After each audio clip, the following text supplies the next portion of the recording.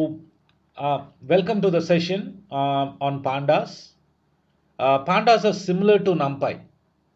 Just like what we saw in the previous sessions, Pandas also help to create arrays.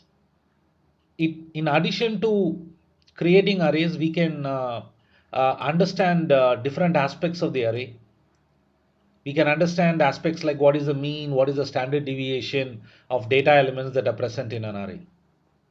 As I said, we are trying to identify patterns, and patterns are identified by studying the characteristics, and characteristics are existing in the form of, or characteristics are explained using numbers, and numbers are stored in the form of arrays. So we saw how to create arrays using tuple, dictionary, list, and all that. We also saw how to create arrays using NumPy. NumPy is numerical Python. As an extension of that, in today's session, we are going to see how to create arrays using pandas and how to manipulate the arrays. Okay. Pandas is in fact a high-level data manipulation tool.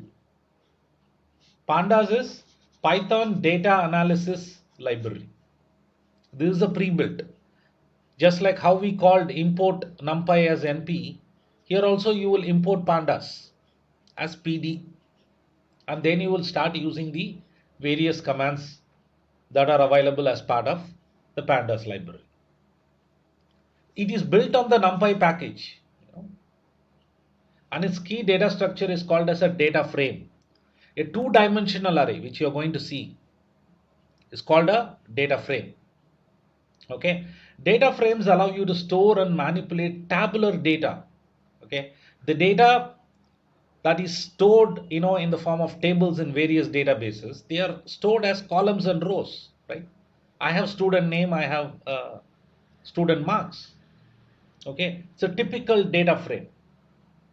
So data frame almost creates the kind of data, creates the way in which data is stored in databases. So you can manipulate data, you can infer data, you can identify patterns from that. Okay, so pandas builds upon functionality that is provided by NumPy. Okay, so both belong to a stack called as SciPy. Okay, scientific Python, a set of Python libraries used for scientific computing. Remember what I said in the previous sessions. Python provides a lot of built-in libraries, especially to analyze data, analyze numbers. That is why Python is so powerful. This kind of pre-built library is not available in other programming languages. Of course, it is available in another programming language called R. Okay, but Python has got its own advantages. But compared to things like Java or C or C++, right? Pandas is a wonderful library. Okay, and it is a pre-built. So what I mean by pre-built, when I say it is a pre-built library, I mean it is already available. You're just going to import and you're going to start using. You understand? So remember what I said in the previous session. Okay, I can create an array using a tuple command. I can create an array using um, using NumPy. I can create an array using pandas. It depends on the appropriateness, right? So that's how we need to look at these opportunities, these options that are available to us. So which is better? People invariably talk, is NumPy better or pandas better? Okay, if you see, pandas and NumPy are core to a lot of data analysis. NumPy actually consumes less memory compared to pandas. We also saw that it is faster. True. Okay, but normally NumPy performs better than pandas if the number of rows are 50,000 or less. If the data volume is more, right, more than 500,000, 5 lakh records, 500,000 records, right, pandas generally are better. So pandas come with this powerful object called data frame. You're going to see that very shortly. It's a very powerful library. Okay, it's a very powerful object. It helps in analyzing data very easily. Okay, pandas works when data is in a tabular format. Okay, whereas numpy works well when data is just numeric, right? Real life storage of data, okay, that is stored in databases is actually in tabular format, which is why pandas is very helpful. How data is stored in databases, we saw relational databases, right? Data is stored in relational databases. How are they stored? They are stored in the form of tables. Pandas actually recreates the tables. Okay, so it works very well, for data in tabular format. That's why pandas are very helpful. Okay, pandas offers two types. Okay, series is a one-dimensional array. Data frame or DF is a two-dimensional array with labels. Okay, in this session we are going to see data frame, right? Because we have seen a lot already in series, right? One-dimensional array. Because two-dimensional array is what you will encounter in real life. Okay, so data frame is a very important concept for practitioners. So please keep this in your mind. Data frame is a key concept for practitioners. Okay, if you are planning to take up employment, if you're planning to attend interviews, this is a very important concept. Okay, so let's create a data frame of student, right? So this is a table. This is how data will be stored in databases. This is in the form of a table, right? What you see here, 0 to 11, this is index. Okay, it has got name, age, and also grade point average, right? So how do I create? See, I have put hash, as I said, reinforcing the best practice. Yes.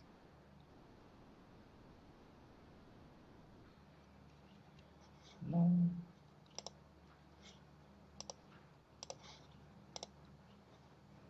I am sharing.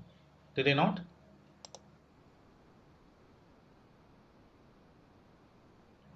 Oh, okay. Now you can see, is it okay? Okay, fine. So you understand, so far what I covered is concept, right? As to what is a pandas, right? So as I said, pandas has a very powerful, okay, this is data frame. So data frame is how records are stored in real life databases. So pandas is a very powerful library. Okay, so we are creating a data frame, right? We are creating a student data frame. Okay, so in this you have what you see here, this is index. What you see here is index. What you see here is the student record, right? I have name, I have age, I have grade point average. Ram, James, Ritvik, Vidya, all of that, right? I've got 12 records. So how do I create? I import pandas as PD. Before that, I create this using hash. I'm creating a data frame. Okay. Remember, this is the best practice that I have been saying from the beginning, right? It helps you to organize your code better. So if you see this, I'm importing both, pandas as PD, numpy as MP, because I don't know when I'm going to use both. Okay, so let's download both. And then I am creating, using this keyword pd.series, right? Age, GPA. I am giving the label also. See, in one shot, I have created a table like this. Okay, I'm calling it as A. This is the data frame, and you can print the data frame also. Very simple, right? If I have a bigger data set, how will you print it? How will you type it? You don't need to type it. Let's say you have it in the form of an Excel. You can access the Excel also. That is the beauty of Pandas. I can upload the data from where I have stored, right? If let's say you have say 50,000 records, will you be printing 50,000 names, 50,000 age, 50,000 GPA? You won't do that, right? Because someone would have already entered and kept it for you through some other operation. The table is already ready, so you're just going to import it. That option is also possible. But what you are seeing is you are manually creating. You can upload and get the data also. Okay, but for now let's stay with, we have created a data frame by manually entering the names and other details. Okay, and now let's start with the basics. Okay, I will first type print out, what are the different types. Name is an object, age is an integer, GPA is float. What is the difference between integer and float? I'm saying this is float, that is decimal points. In the case of integer, it is a round number. Okay, Ram, is the character that I'm talking about, right? So that's what I'm doing first. And if I want to print first two records, okay, all I have to do is df dot head 2, right? If I want to print last three, tail of 3. Clear? See this, the first is Ram, James, Ritvik. This is Advait, Beena and Shreya. Ram and James. Clear? Why do I need it? When you have thousands of records, you will want to know what is there in the record, what is there in the table. I don't have to go through each and every record. I want to quickly see what is there. So I use this command. Right? I just want to see what is there. I just want to see, you're seeing a sample. Oh, this is how it looks, is it? Okay. Because you could be importing from different, databases. You could be importing from an Excel. You have a fair idea of what is there, but you actually want to see what is there in it. You want to just sample it. For that, you use these commands. Okay. And now, remember I said in the session on statistics, applied statistics. Whenever you get a data, you must look at some basic uh, descriptive statistics, right? That's what you can see for this. When you give data frame dot describe, it gives my basic characteristics. How many count, how many are there? Okay. See, it is calculating for the numeric only. If you see, there is one more column called name. It is not counting for the column because that is character. It is only calculating for the numeric type. It says there are 12 counts. Yes, there are 12 counts. It says what is the mean, which is the average. What is the standard deviation? What is the minimum? What is the maximum? What you see here, 25, 50, 75, they are called as percentiles. Okay. What is there in the 25th percentile? Okay. What is there in 50th percentile? Some of the competitive exam scores are scored as percentiles. Right?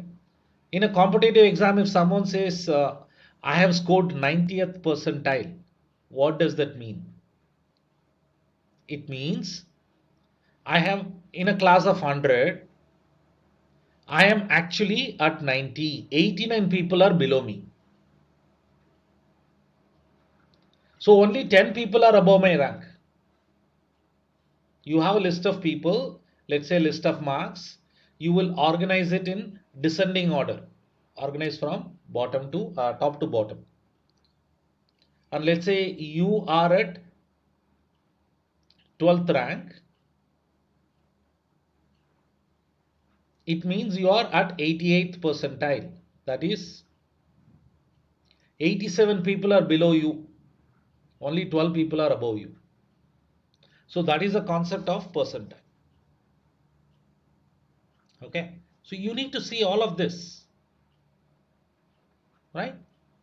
Instead of doing manually saying, counting, manually doing standard deviation and all that, one single shot, right? One single command, you are having all the details. See how easy it is, right? It's making our lives easier. That's the beauty of Python, as a language. That's the beauty of libraries. There are many libraries available. Okay. So if I want to transpose, I got it, if you see, column wise. And now I am transposing. All I have to do is df dot t. That is rows become columns, columns become rows. I'm flipping it, right?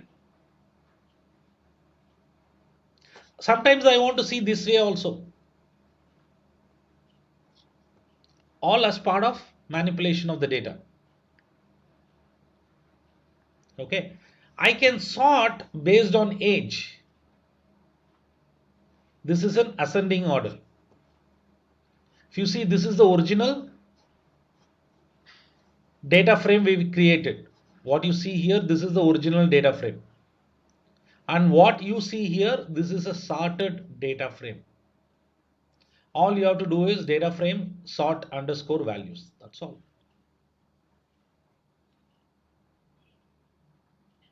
Clear? Makes life a lot easier, right? Okay. I can also sort by a condition and slice it, right? If I sort by age, what you saw, this is the original and this is what you got. Can you see the new index is the index 0 to 11 remains, but what is stored in 0 is different now. In this one, in the original data frame, what is stored in the 0th index is Ram, but what is stored in the 0th index is Vidya. And now I have to get 1 to 4. 1 to 4 is 1, 2, 3, 4. Why it is printed only 1, 2, 3? We saw that even earlier. The fourth won't be printed. It will only print 1, 2, 3, one less. Understand? Ways of manipulating the data.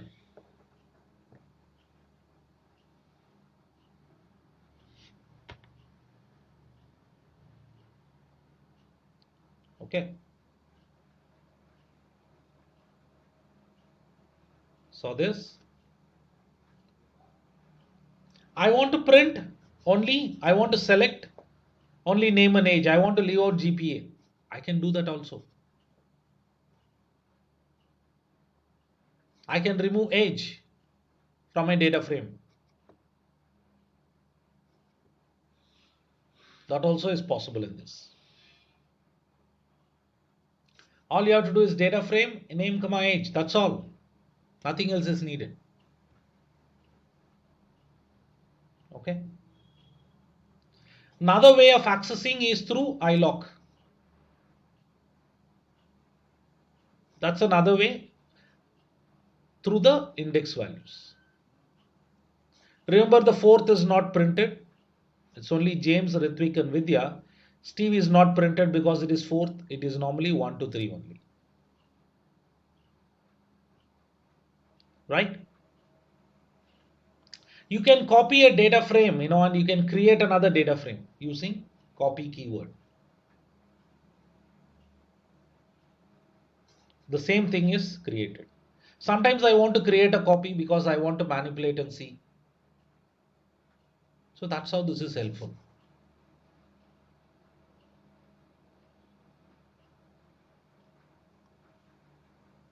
Okay. What if I want to update a data frame with a new value? What is there in the 0th index?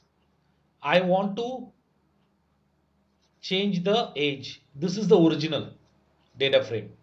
Ram's age is 19. I am accessing the 0th index. It is this. I am accessing this. Through this, I am replacing the age. 19 becomes 20. Now see this here. So I can update a data frame also.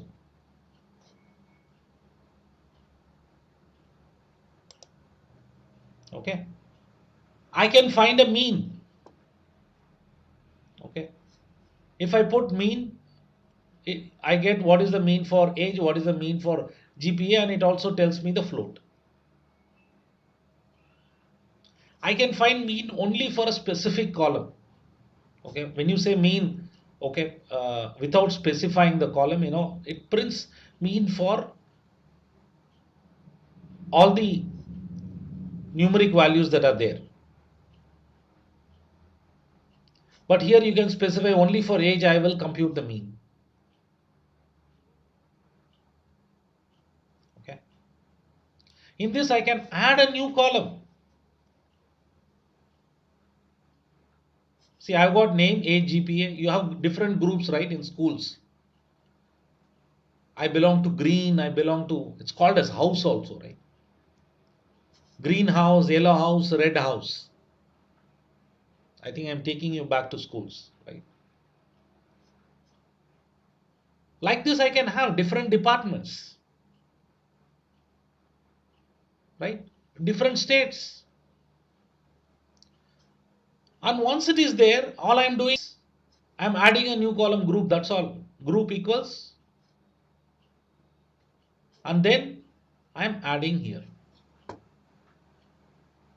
It goes and gets added in the end. And you can add in the middle also. That option is also possible.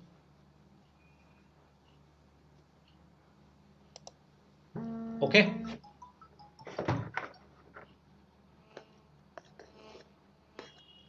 Now, having added, I can group. I can group my data frame. See here, I am grouping all greens. I can group all red. I can group all yellow. Right? I can group all green. I can group all yellow. If I want to group employees who are working in HR, want to group employees who are working in finance, I can do that, right? And if I want to find having grouped what is the mean, the age and GPA of green group is this, red group is this, yellow group is this. See, this is how you go and identify patterns, right? See, the green, yellow, red is one type of pattern. Do you all agree? Remember, our objective is to identify patterns. Now, if I have a data frame, I have a data set in which grouping is there. I go and look for commonalities. And if there is a commonality like this, that is the first pattern for you to identify. Right? That is the first commonality that you are going to identify. So you have green, red, yellow. So you have found a pattern. This is the first step. Can you see it? Programmatically, you have identified a pattern. And now you are trying to identify the characteristics of the pattern. In the form of computing mean, you can compute standard deviation, you can compute so many other parameters, so you can go on to solve a problem. Do you understand how everything is falling in place now? The objective in artificial intelligence data science is all about finding patterns, and patterns are found by studying the characteristics, and characteristics are represented in the form of numbers. Hence, and numbers are stored in the form of arrays, tables, data frames. And we are manipulating the data frame, we are studying the data frames so that we can unlock the mystery in the numbers. Through that, we unlock the characteristic of the pattern, and from there, we will understand the pattern. So, which is what we are doing here programmatically. Clear? Any questions on this? Any questions on this? This is an important concept.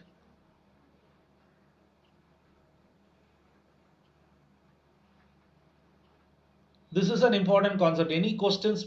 Please ask me now.